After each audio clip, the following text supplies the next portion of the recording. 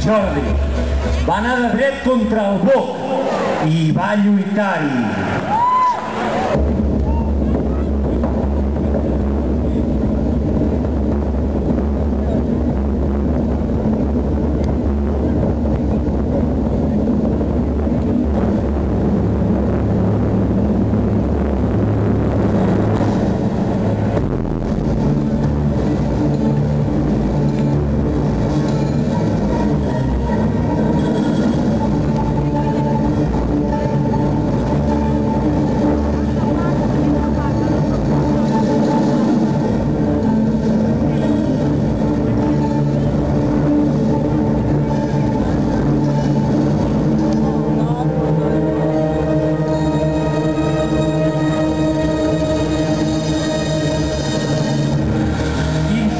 Va clavar l'espasa.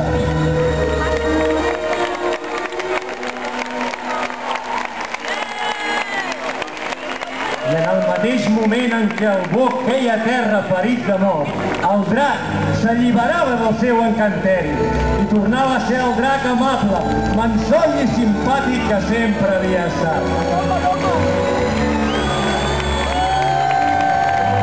De la sang del boc es va néixer un roser de roses vermelles. Sant Jordi n'agafà dues i les donà a la princesa. La donzella se'n va guardar una i l'altra la va donar al drac, que va prometre que mai més faria mal a ningú i que es quedaria a la ciutat de Mataró per sempre, per cuidar la vila i protegir-la. Per celebrar aquella gran victòria, el poble va celebrar una festa extraordinària.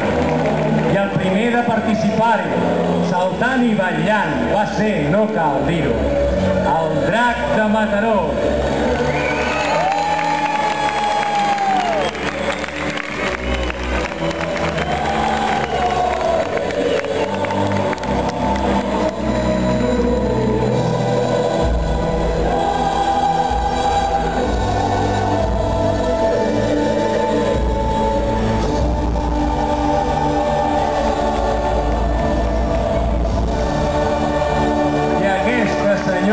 És la nostra llegenda de Sant Jordi.